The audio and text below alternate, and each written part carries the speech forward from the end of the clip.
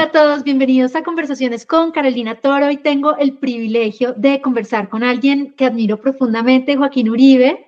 Durante más de 25 años, Joaquín ocupó cargos ejecutivos en tecnología e innovación, reportando directamente a presidentes de importantes empresas en Colombia y Panamá. Estuvo al frente de la transformación tecnológica en sectores tan críticos como la banca y las telecomunicaciones, donde las decisiones impactan la vida de millones de personas. Hoy se desempeña como asesor y profesor universitario y, al igual que yo, cree en la importancia de integrar lo humano, lo empresarial y lo tecnológico, siempre con un firme compromiso ético en estos tiempos digitales. Joaquín, es un privilegio tenerte en este espacio. Bienvenido y muchas gracias. Carolina, muchísimas gracias por invitarme a esta sesión. Bueno, empecemos con la primera pregunta y es, en tu vida profesional, ¿cómo lograste balancear la presión por modernizar con la necesidad de cuidar valores éticos relacionados con la tecnología? Y en ese mismo sentido, ¿cómo manejaban las empresas la privacidad y la equidad? Creo que el primer elemento importante de esto es siempre he trabajado con balance.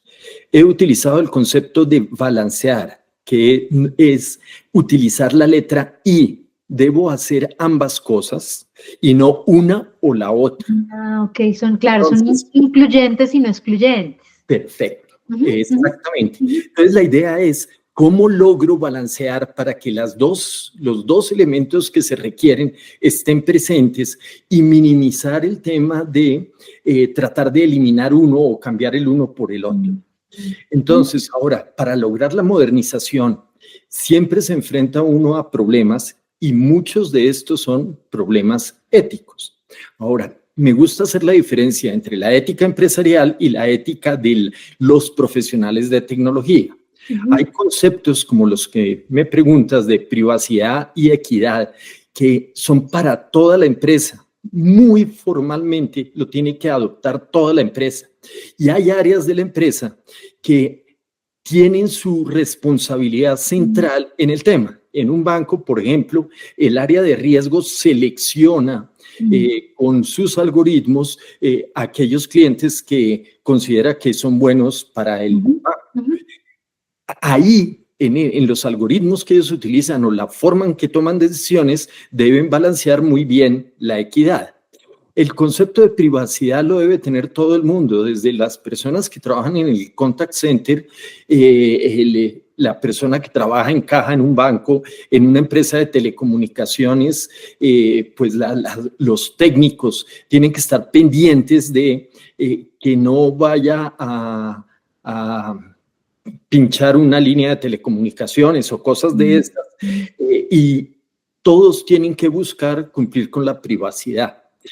Ahora, hay otros principios éticos como la seguridad, la transparencia, la calidad, la responsabilidad, que la gente de tecnología debe mantener y cuidar muy bien a lo largo del proceso. Entonces, ahora la pregunta es, ¿cómo lo logro?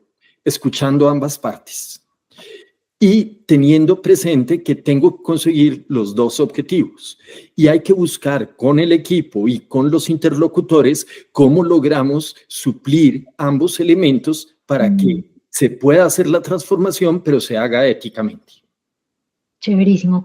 ¿Cuáles crees que son los dilemas éticos más urgentes hoy cuando dejamos que los algoritmos tomen decisiones que impactan la vida de personas? Perfecto.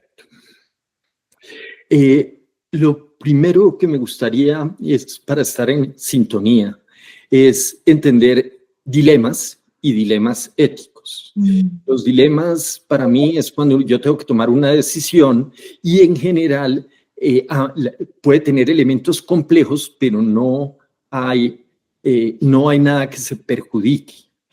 Cuando tengo, por ejemplo, entre comprar un apartamento o una casa, ¿sí? Es una decisión compleja, es un dilema que tengo y lo voy a resolver. Cuando es un dilema ético, quiere decir que tengo que tomar una decisión, pero hay dos valores o dos principios éticos que entran en contraposición y alguno de los dos va a sufrir o puede sufrir con la decisión, porque tengo que decidir entre dos cosas que son muy importantes para la organización. Ejemplo de el dilema ético que vivimos, el tema de privacidad o calidad del software.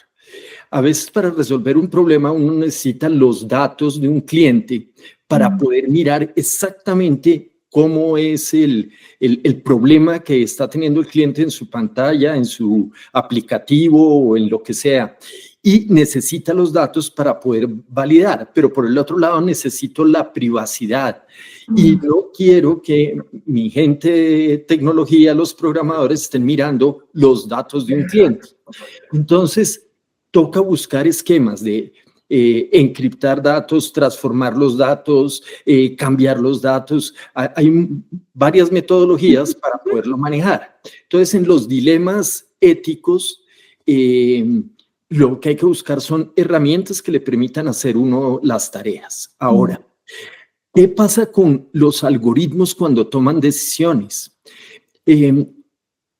Yo, pensando en este tema, ya desde hace mucho tiempo hay algoritmos que toman decisiones. Cuando la gente hace un Excel sofisticado para seleccionar un proveedor, de alguna manera ya puso unos criterios y esos criterios pueden estar seleccionando un proveedor y esos criterios pueden estar sesgados. El tema es que el Excel lo puede ver con mucha facilidad las personas y cuando yo tengo esquemas de inteligencia artificial más elaborados, no estoy viendo todo. ¿Qué es lo que hay que hacer? Supervisión continua de la persona que utiliza un algoritmo de inteligencia artificial para la toma de decisiones. Entonces, esa sería mi recomendación. No dejes que el Excel decida. Si eso lo decías antes, ahora tienes que decir no dejes que la inteligencia artificial... Menos, cuando no ves el algoritmo que en el Excel por lo más o menos se ve, ¿no? Sí, señor. Bueno, como profesor, ¿cómo llevas estos dilemas al aula? Además que sé que te apasiona enseñar para que tus estudiantes no solo aprendan de sistemas y procesos, sino a pensar en las consecuencias humanas detrás de cada decisión tecnológica. El primer elemento tal vez que utilizo es colocar ejemplos. A lo largo de muchos años de experiencia es fácil ir recopilando ejemplos de eventos o situaciones donde se generó algún problema y hubo consecuencias. Entonces, al mostrar un ejemplo con sus consecuencias, creo el ambiente para poder hablar del tema. Sentir el impacto que puede tener cualquier decisión, creo que es una tarea muy importante. Desde tal vez uno de los primeros trabajos que tuve en una empresa de tecnología muy innovadora, cuando entraba al área de talento humano había un cartel que tenía los principios de esa empresa de tecnología al 100%. Y el primer principio era, lo importante aquí es la gente. Entonces, ayudarle a la gente a entender que siguen siendo lo importante en todas las decisiones que van a tomar en su vida como profesionales, como personas en sus familias, ayudar a que entiendan eso y que esas decisiones impactan a los demás es como la herramienta que utilizo para poder llevar a clase todos estos ejemplos de tecnología y de transformación. ¿Alguna vez un estudiante, colaborador o incluso un ejecutivo te ha hecho alguna pregunta o planteado una situación que te haya llevado a repensar tu propia práctica como directivo y como líder? Mira, sí. Tengo una experiencia ya de hace unos años, cuando empezamos a automatizar todo el tema de indicadores y a difundir que la gente utilizara los indicadores para evaluar todo, cómo va el negocio, cómo van los clientes, cómo van las personas, cómo van los jefes, todo con indicadores. Y una vez que la gente aprendió a utilizar muy bien el sistema y los indicadores, empezamos a percibir que influían de una forma o de otra en la carga de los indicadores, en que el indicador terminara mostrando algo mejor de lo que realmente estaba pasando a través de este concepto que se llama personalizar algunas cosas o dejar unas prioridades o dejar algunos parámetros.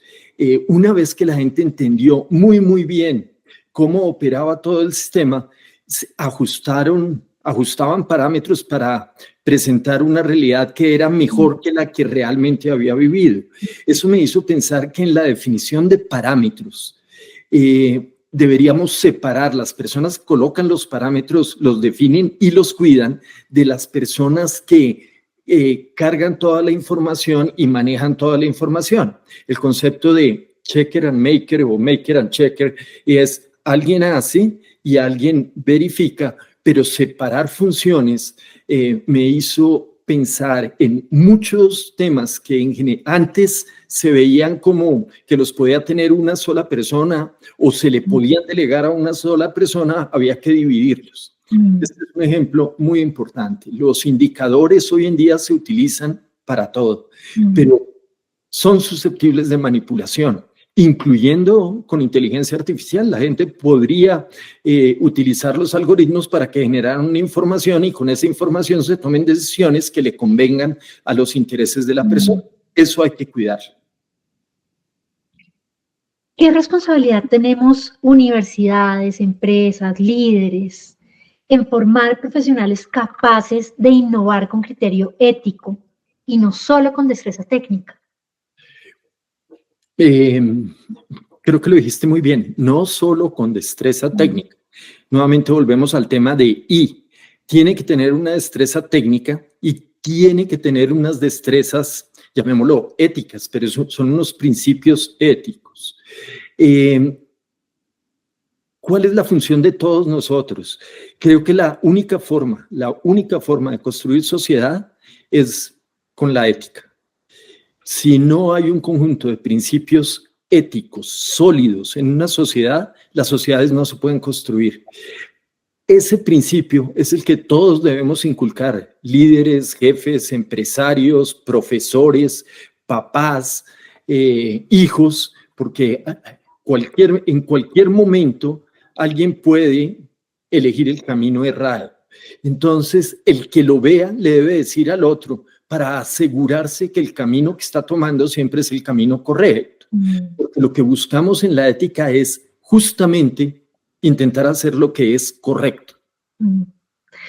Te oigo y me llega una cosa muy importante, y es que la ética es responsabilidad de todos. Exacto. No es solo una persona, ¿no? Y muchas veces estos dilemas, estas actuaciones se hacen por desconocimiento, ni siquiera por mala intención, ¿no? Y como entre todos tenemos que cuidar, óyeme, no estás viendo esto, o sí, es una cosa que debería fluir entre todos y no una persona ser como la banderada del tema, ¿no? Estoy de acuerdo. Bueno, para cerrar, ¿tienes alguna reflexión adicional que quisieras compartir para cerrar esta conversación? Me estoy acordando del segundo empleo que tuve, por allá a la altura del año 88, en la empresa Unisys, que tenía cosas maravillosas, una empresa de tecnología altamente innovadora en su época. Todos teníamos en el escritorio una pequeña tarjetica que decía los valores de Unisys. Eran 5, que decía: lo primero es el cliente, el segundo, trabajamos en equipo, el tercero, respaldamos al innovador, el cuarto, nos regimos por elevadas normas éticas, y el quinto, nuestro sello es la calidad. Hoy en día las empresas aspiran a tener esos principios, pero desde esa época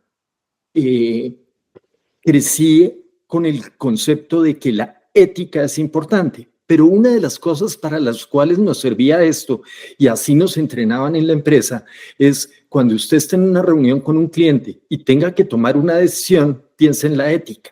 Si el jefe no le ha dicho cómo se debe comportar o la empresa no se lo ha definido en una metodología, usted piensa y tome una decisión que sea ética.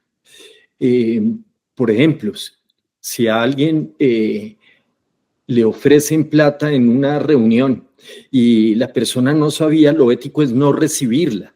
Entonces no la reciba, tome la decisión ética y vuelva la ética una herramienta. Entonces aprendí en esa empresa que cuando tenía reuniones difíciles o situaciones complejas en la definición de requerimientos, me iba a la ética y tomaba la decisión y después sabía cómo respaldarla ante el cliente y ante los jefes de por qué había tomado esa decisión, porque tomaba la decisión con base en reglas éticas. Es que además yo te oigo y desde mi perspectiva, la ética está muy relacionada con la integridad.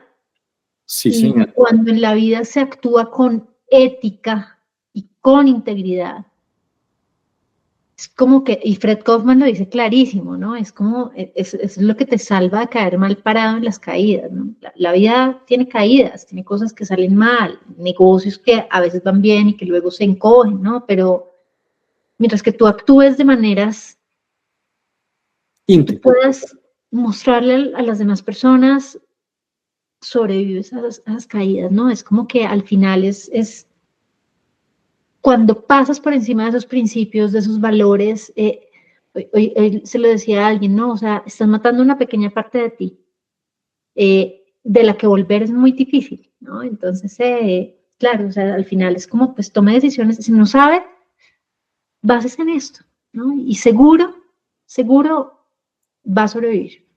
Estoy completamente de acuerdo.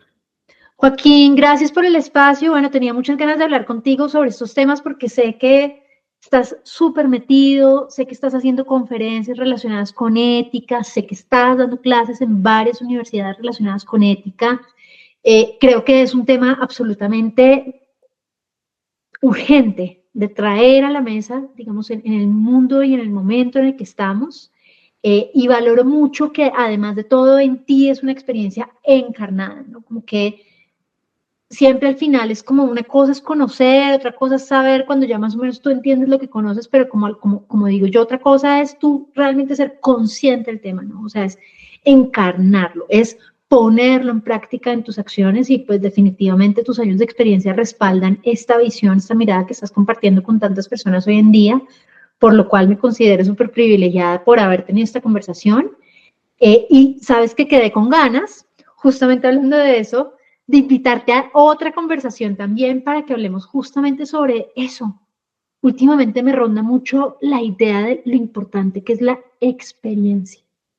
La experiencia, una cosa es el conocimiento, que cada vez va a estar más disponible, más amplio, más complejo, y otra es la experiencia, ¿no? Y creo que si bien son dos cosas muy complementarias, no necesariamente son lo mismo, ¿no? Y creo que tú tienes mucho conocimiento y, para no ser excluyentes, como te gusta, mucha experiencia, ¿no?